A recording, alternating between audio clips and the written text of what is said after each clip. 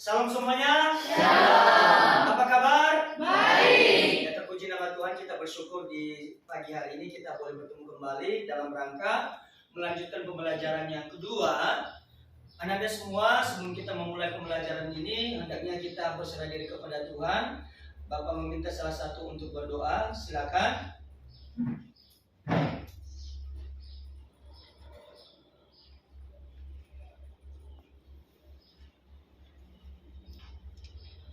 Salam semuanya. Shalom. Baik, sebelum kita mulai belajar kita pada pagi hari ini, mari kita naikkan pujian dengan judul Selidiki Aku.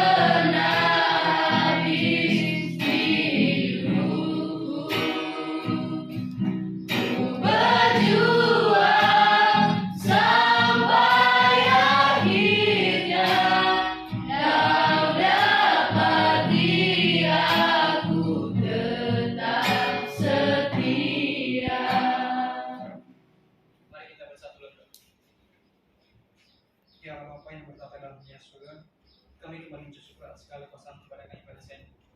Bapa, ingat kami pada saat ini, kiranya Bapa memberkati pelajaran kami dari awal hingga sampai pada akhir. Ya Bapa, bimbinglah pelajaran kami pada hari ini, dalam nama Tuhan Yesus kami berdoa. Amin. Amin. Baik, terima kasih. Bapak mau absen.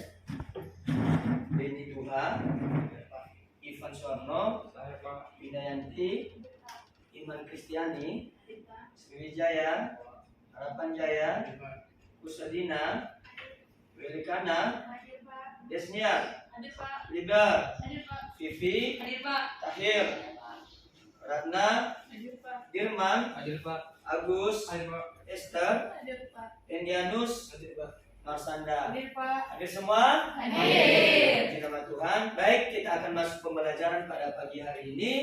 Yang anak-anak sekalian, hari ini kita membahas tentang peran Roh Kudus dalam membaharui kehidupan orang beriman. Nah, sekali lagi, peran Roh Kudus dalam membaharui kehidupan orang beriman. Nah, Bapak mau tanya ini, apa itu peran? Ada yang tahu? Ya, silakan berdiri. Silakan berdiri. Apa itu peran? Peran adalah pelaksanaan hak dan kewajiban. Pelaksanaan hak dan Kewajiban. Tepuk tangan dong. Nah, yang kedua, apa itu Roh Kudus? Saya Pak. Hah? Oke, Tahir lah.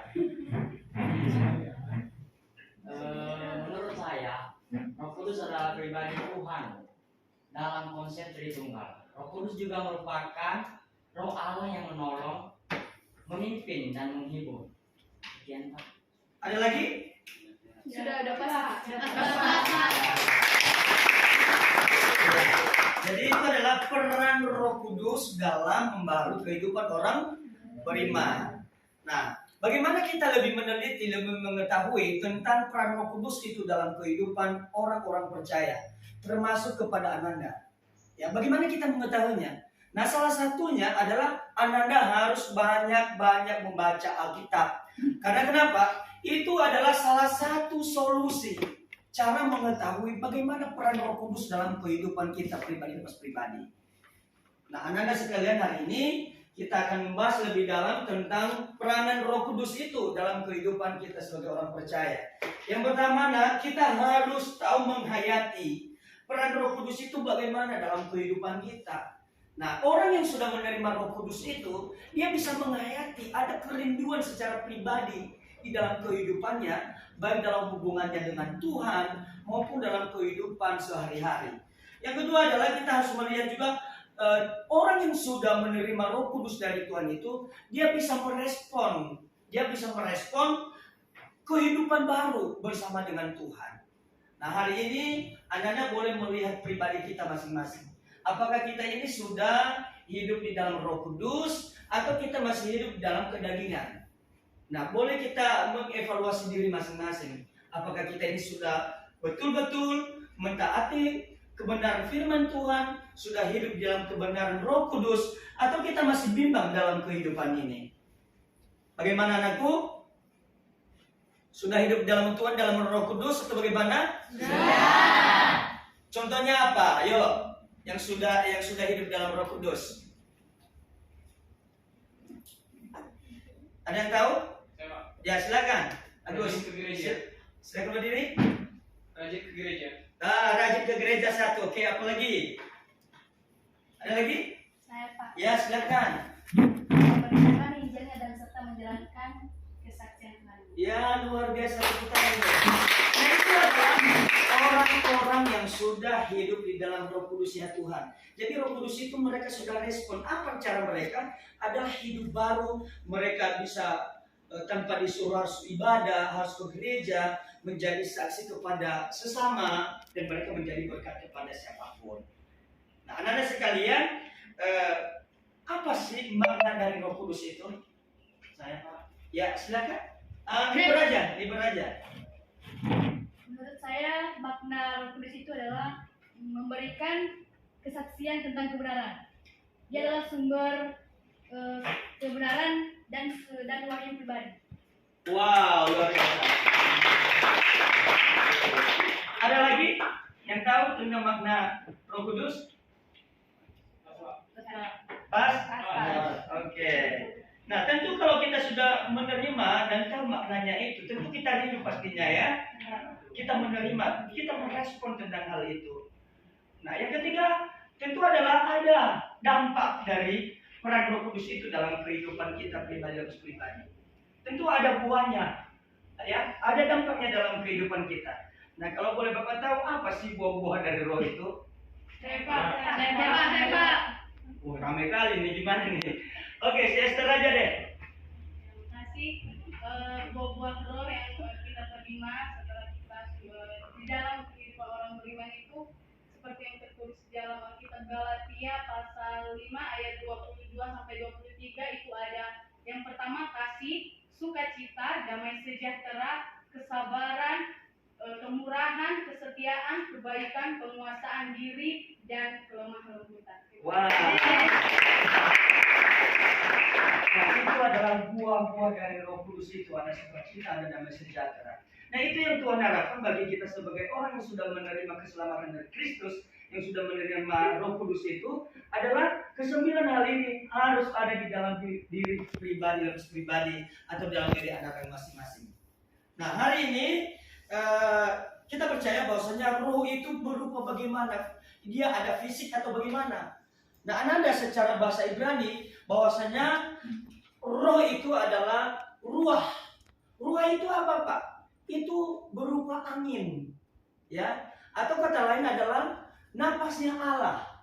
Jadi kita tidak bisa mengabaikan Roh Kudus itu, karena itu berasal dari Allah. Sesuai tadi jawaban dari si Tahir, apa itu Roh Kudus? Roh Kudus itu adalah pribadinya Allah sendiri dan tidak terlepas dari keteritunggalan Allah. Keteritunggalan Allah dan satu esensial.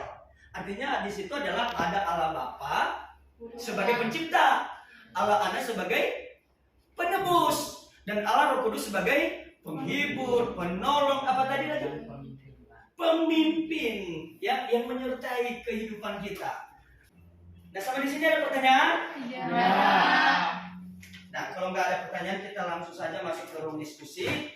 Di sebelah kiri saya sebagai kelompok 1, sebelah kanan adalah sebagai kelompok 2, dan di depan saya ini adalah kelompok 3. Nah, silakan bikin kelompok dulu. Silakan, Nak.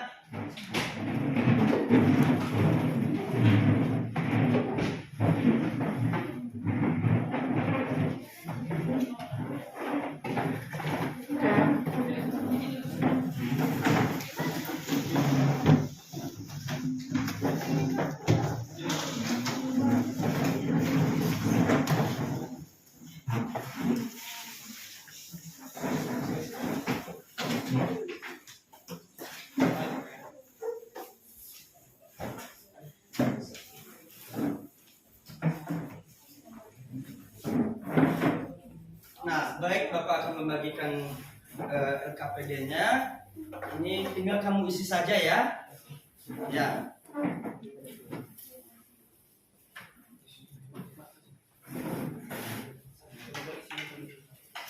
Ya, silakan dipilih ketuanya, koordinatornya siapa ya?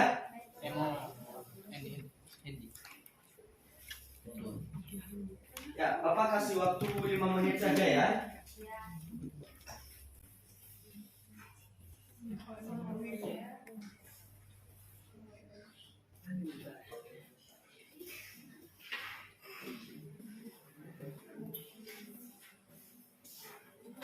Ya, silakan kerjakan.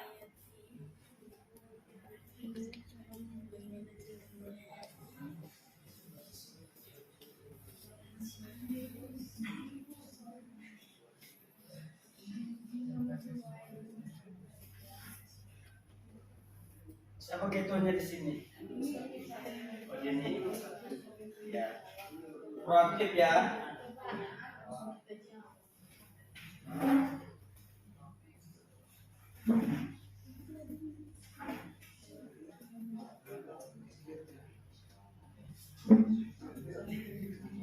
Gimana kelompok 3? Mantap.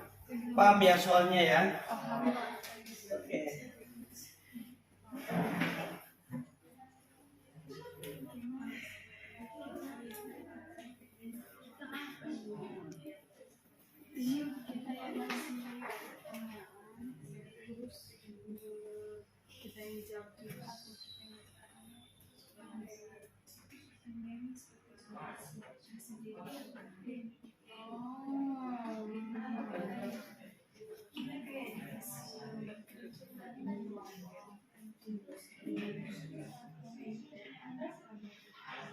Kelompok 2 gimana?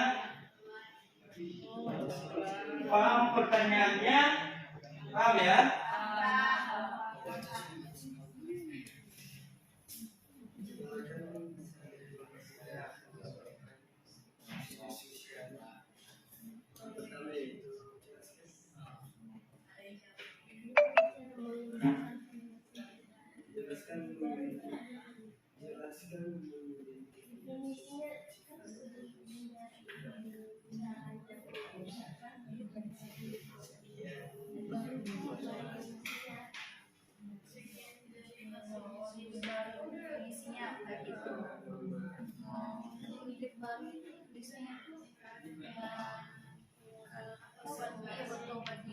Meninggalkan hal-hal yang buruk gitu, menjalankan hal-hal yang bagus lah sesuai dengan perintah Injil ya Tuhan. Ada yang lain? Definisinya yang lain? Coba disimpulkan. Ini kan semacam hubungan yang pasti dengan Allah yang tidak berdasarkan dari hasil pemikiran manusia, tapi dari karunia. Nah, kan sih pertanyaannya bagaimana cara mengembangkan perilaku hidup baru? Apa perilaku hidup baru? Contoh perilakunya. Oh ya, contoh kayak menempuh sikapnya itu berubah dari sikap hal negatif menjadi Kayak meninggalkan kebiasaan buruk. kebiasaan buruk itu. Yang lain? Yang lain? Yang lain Yang meninggalkan mengembangkan pertobatan kemanusiaan. ya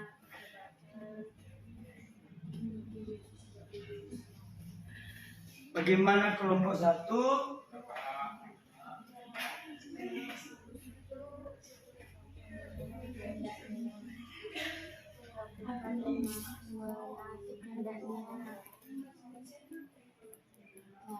Jangan menaati kehendaknya,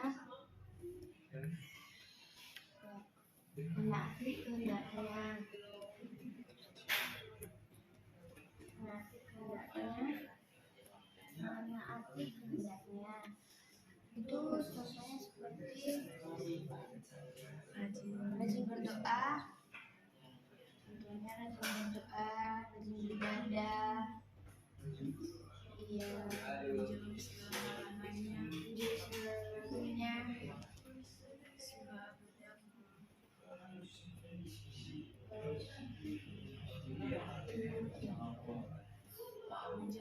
segala halangan, beribadah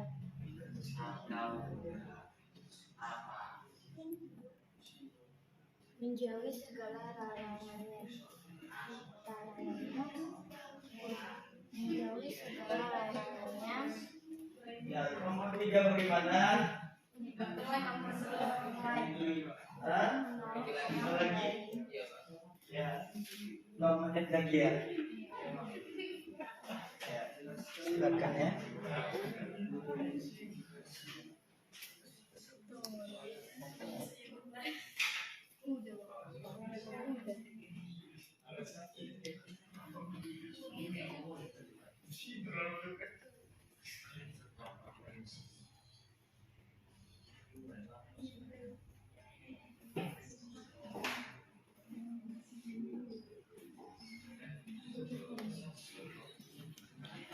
Ada yang sulit?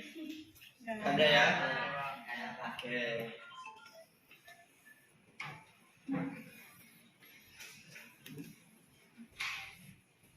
Kelompok 1 udah selesai belum? Udah? Mantap. Tepuk tangan untuk kelompok 1 dulu. Luar biasa. Kelompok 2 gimana? Udah selesai juga? Tepuk tangan dong. Bagaimana dengan kelompok 3 udah selesai? Keren. Baik, karena udah selesai semua, kita akan membahas per diskusi atau per kelompok. Oke? Yang pertama adalah silakan kelompok 1. Silakan berdiri.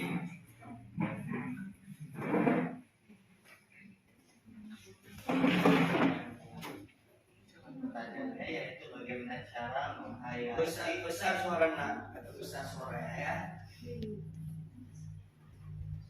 Pertanyaannya kami dapat dari kelompok 1 yaitu bagaimana cara menghayati peran Roh Kudus dalam orang beriman. Ananda, kamu menghadap teman-temannya. Nah, siapa tahu nanti ada sanggahan. Oke? Atau pertanyaan dari teman-temanmu. Silakan. Cara menghayati peran Roh Kudus dalam orang beriman yaitu melakukan dan menaati kehendaknya, seperti contohnya rajin beribadah, menjauhi segala larangannya, suka menolong, dan selalu bersyukur, dan suka melakukan pelayanan.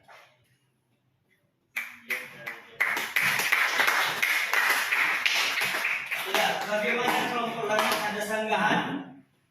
Ada pertanyaan nggak? Ada? Pas? Oke. Satu pertanyaan berikutnya yaitu bagaimana cara merespon kehidupan baru yang telah dibarui oleh Roh Kudus, yaitu dengan cara menjalankan hidup kudus seperti memerintahkan Injil, berani menjalankan kehendak Allah, meninggalkan kebiasaan-kebiasaan buruk, mengakui Yesus sebagai juru selamat. Ada pertanyaan? Ya, silakan. Saya mau bertanya, gimana cara kita mengakui Yesus itu sebagai juru selamat kita?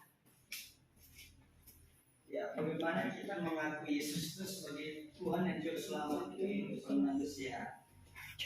Ya, dari kelompok 3, Ratna, silakan. Dari kelompok 3 ini memberikan pertanyaan kepada kelompok 1, yaitu apa yang dimaksud dengan kehidupan baru? Nah, apa yang dimaksud dengan kehidupan yang baru? Catat ya. Oke, siapa sekretarisnya? Silakan dicatat. Ya, silakan dijawab ya.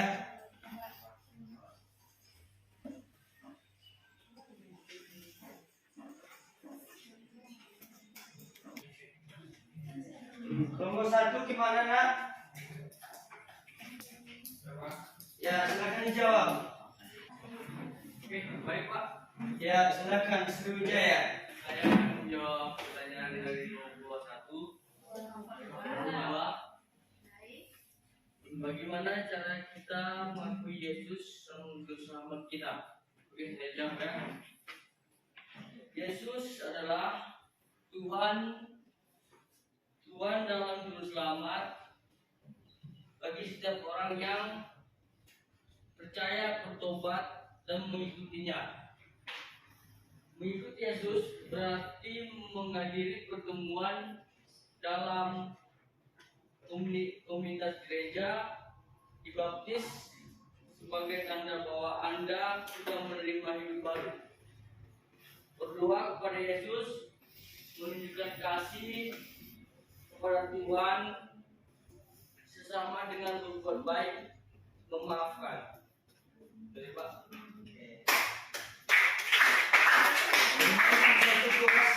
Puas, jawabannya puas. Nah pertanyaan yang kedua dari kelompok 3. Tekan. Baik, saya akan menjawab pertanyaan nomor 3, yaitu apa yang dimaksud dalam kehidupan baru. Hidup baru atau manusia baru merupakan hubungan atau relasi yang pasti dengan Tuhan yang tidak berdasarkan dari hasil pemikiran kita semata, melainkan dengan janji firman Tuhan.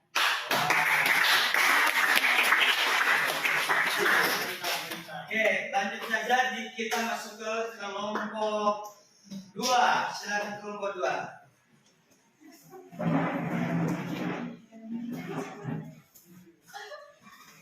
Baik, kami dari kelompok 2 di sini ada 2 pertanyaan. Pertanyaan pertama, bagaimana cara mengembangkan perilaku hidup baru sebagai wujud percaya pada peran Roh Kudus sebagai pembaru? Nah, kami tadi di sini sudah berdiskusi dan di sini ada beberapa poin dari hasil diskusi kami. Pertama, hasil diskusi kami adalah bagaimana cara mengembangkan perilaku, yaitu meninggalkan kebiasaan-kebiasaan buruk dengan cara bertobat dan mengakui Yesus sebagai juru selamat, dan juga kita melakukan dan menaati kehendak Allah. Nah, itu adalah jawaban kami untuk pertanyaan pertama. Di pertanyaan kedua, soalnya sebagai berikut, bagaimana cara menunjukkan sikap kerendahan hati untuk hidup sesuai peran Roh Kudus sebagai pembaru? Nah, bagaimana cara menunjukkan sikap? Caranya adalah pertama, menjaga relasi hidup bersama orang lain dalam keseharian. Kedua, tidak haus pujian dalam suatu tindakan. Ketiga, menerima kritik, pendapat, dan saran orang lain. Dan keempat, menghormati pasangan orang lain. Nah, di sini kami membuka pertanyaan. Mungkin ada kelompok lain yang ingin bertanya. Pertanyaan kedua adalah bagaimana cara menunjukkan sikap kerendahan hati untuk hidup sesuai peran Roh Kudus sebagai pembaru? Ada pertanyaan?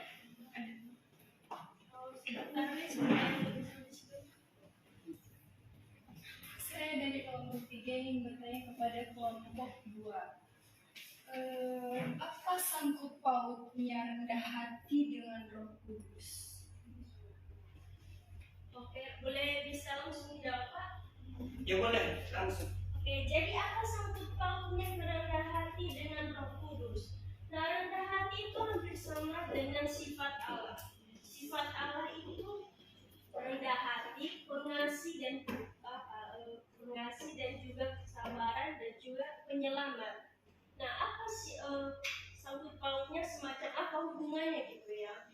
Hubungannya itu ya sesuai dengan sifat Allah. Roh Kudus itu adalah seperti kata tadi itu adalah konsep pribadi Tuhan. Nah, hubungannya adalah murni sifat Allah. Ya, menurut kami ya.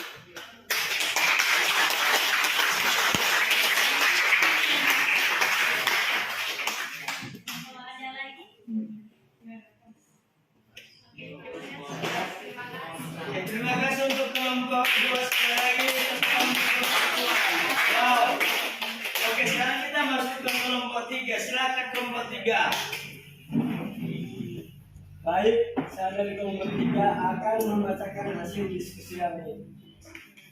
Soal yang pertama yaitu jelaskan mengidentifikasi sifat-sifat Roh Kudus. Roh Kudus hanya dapat berada di suatu tempat pada suatu saat, namun pengaruhnya dapat berada di mana saja pada saat yang sama. Contohnya yaitu di saat kita punya masalah. Disitulah Roh Kudus Tuhan bekerja dalam hidup kita dan membukakan jalan bagi kita yang sesuai dengan kehendak Tuhan. Soal yang kedua yaitu jelaskan ketergantungan manusia terhadap pimpinan Roh Kudus. Ketergantungan manusia terhadap pimpinan Roh Kudus yaitu 1. Ketika manusia masih hidup dalam keinginan daging, ia adalah hamba dosa. Yang kedua, ketika Roh Kudus menyadarkan manusia akan dosa-dosanya dan akan menjadi hamba yang melakukan keinginan Roh yaitu kebenaran. Baik, jika ada yang ingin memberikan pertanyaan atau sanggahan, kami persilakan. Ya, ada sanggahan? Jelas? Oke, tepuk tangan untuk kelompok.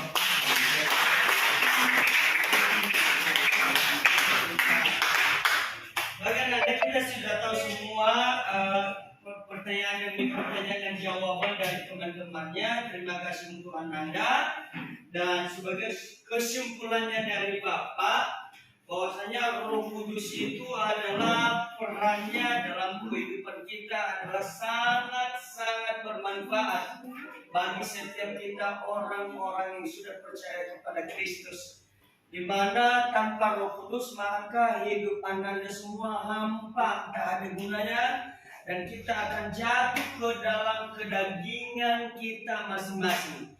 Tetapi dengan kita sudah menerima Roh Kudus dan Yesus sebagai Tuhan dan Juru Selamat dalam kehidupan kita, maka semua masa lalu, kedagingan kita itu sudah tiada lagi, sudah kita tanggalkan, maka kita hidup di dalam kekudusannya Tuhan. Oleh karena itu untuk Anda hari ini, biarlah peran Roh Kudus itu terimalah dengan penuh kuasa dari Tuhan, dan biarlah engkau wujudkan dalam diri kamu bahwasanya Yesus itu atau Roh Kudus itu adalah sebagai penghibur dalam kesesatan kehidupan kamu, sebagai penolong dalam setiap permasalahan yang sedang kamu alami, dan juga sebagai sumber pengharapan dan penyertaan dalam setiap keberadaan kamu, dimanapun kamu pergi, dimanapun kamu melangkah, maka tuntunan Roh Kudus itu akan bersama dengan Anda dari hari ini sampai selama-lamanya. Amin. Nah, demikianlah pembicaraan kita hari ini, dan sekiranya pembahasan ini dan Anda boleh mengaplikasikan di dalam pribadi lepas pribadi. Nah, untuk menutup kita dalam doa, Bapak minta Ratna untuk berdoa.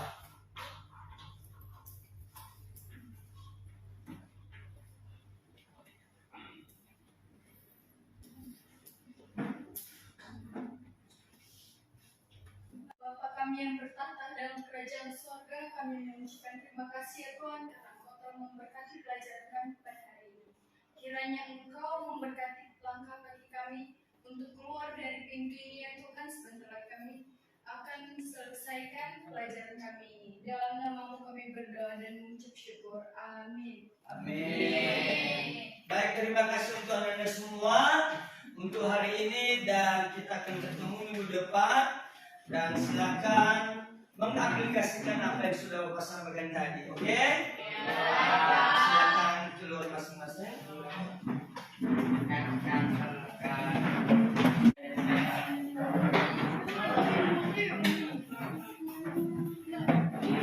Tapi itu